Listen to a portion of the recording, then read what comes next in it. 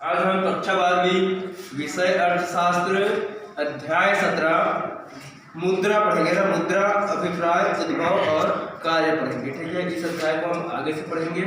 तो dear students, हम पढ़ रहे थे वस्तु विनिमय प्रणाली के बारे में, है ना। पिछले वीडियो में हमने पढ़ा। तो वस्तु विनिमय प्रणाली क्या होता है ना, वस्तुओं का आदान प्रदान, है ना। मतलब वस्तुओं के बदले वस्तुओं का ही आदान प्रदान करना वस्तु विनिमय प्रणाली कहा जाता है। ठीक है, तो कल हमने इसके गुणों के बारे में पढ़ लिया था ना, वस्तु विनिमय प्रणाली का, वस्तु विनिमय प्रणाली के गुणों के बारे में पढ़ा था। आज हम पढ़ेंगे वस्तु विनिमय प्रणाली की कठिनाइयाँ, है ना। वस्तु विनिमय प्रणाली में कौन कौन सी कठिनाइयाँ सामने आती है उसके विषय में हम पढ़ेंगे, जिसमें पहला है दोहरे संयोग का अभाव, है ना। तो वस्तु विनिमय प्रणाली में सबसे बड़ा दोष ये है कि किसी एक व्यक्ति से, है ना, उस व्यक्ति का संपर्क होना जिसके पास पहले व्यक्ति की आवश्यकता की वस्तु हो, है ना, तथा उसे दूसरे को जिस वस्तु की आवश्यकता है वह वस्तु पहले व्यक्ति के पास हो। ठीक है, तो ऐसा संयोग बहुत कठिनाई से हो पाता है। ठीक है, मतलब इसमें कहा जा रहा है कि इस प्रणाली में किसी एक व्यक्ति के, मतलब किसी व्यक्ति का उस व्यक्ति के से संपर्क होना, है ना, जिसके पास पहले व्यक्ति की आवश्यकता की वस्तु हो, है ना, दूसरे व्यक्ति के पास मतलब ऐसी वस्तु का होना जिसको पहले व्यक्ति से मतलब उनको आवश्यकता हो। तो ऐसा संयोग होना इसमें क्या है, कठिनाई होता है। जैसे यदि राम के पास चावल है, ठीक है, तो उसे गेहूं की आवश्यकता है, ठीक है, और सोहन के पास गेहूं है लेकिन वह उसके बदले चावल नहीं लेना चाहता, तो तब क्या है, विनिमय जो है वो संभव नहीं हो पाता है। तो यह विनिमय उस समय तक नहीं हो सकता जब तक दोनों व्यक्तियों को एक दूसरे के पास की जो वस्तु है उसकी आवश्यकता न हो, है ना। तो इसमें मतलब पहली घटना यह है कि दोहरे संयोग का इसमें अभाव होता है ना। और दूसरा है वस्तु विभाजन की समस्या। तो कुछ ऐसी भी वस्तुएं होती हैं जिनका विभाजन करना सरल नहीं होता, और यदि उसे विभाजन कर दिया जाए तो उस वस्तु का मूल्य जो है वो शून्य हो जाता है, उसकी कोई उपयोगिता नहीं रह जाती।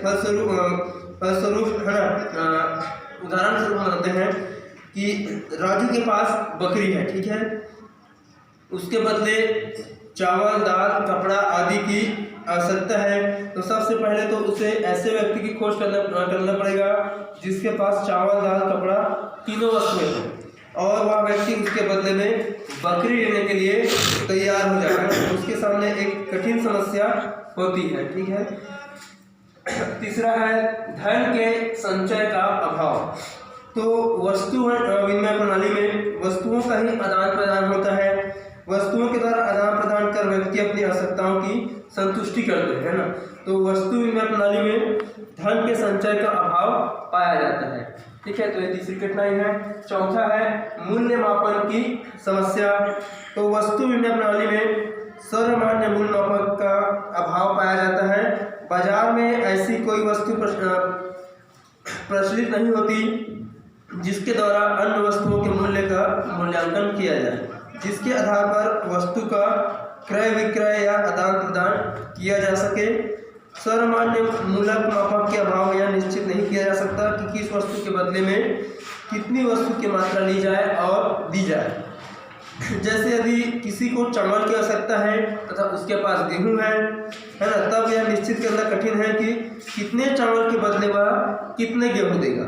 इस प्रकार सर्वमान्य मूल्य के भाव में आदान प्रदान करने वाली वस्तुओं की मात्रा असीमित होती है, जिससे कभी कभी किसी पक्ष को हानि की संभावना भी हो सकती है। ठीक है, पांचवी कठिनाई है क्रय शक्ति के हस्तांतरण की समस्या।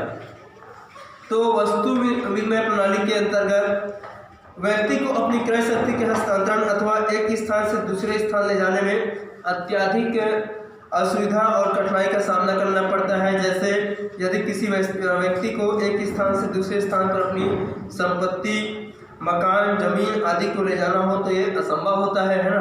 मतलब एक स्थान से दूसरे स्थान पर अपनी संपत्ति, मकान को नहीं ले जाया जा सकता। यदि वह उसे बदल कर वस्तु के रूप में ले जाना चाहे तो उसे श्रम, समय और अधिक धन व्यय करना पड़ता है, क्योंकि यह वस्तुएं अधिक स्थान घेरती है। ठीक है। छठवीं कठिनाई है स्थापित भुगतान का अभाव, है ना, स्थापित भुगतान का अभाव। तो वस्तु विनिमय प्रणाली के वर्तमान सौदों को भविष्य में भुगतान करने के लिए स्थगित करना कठिन हो जाता है। स्थगित भुगतान सुविधा के अभाव में अदला बदली प्रथा में कठिनाई उत्पन्न होती है।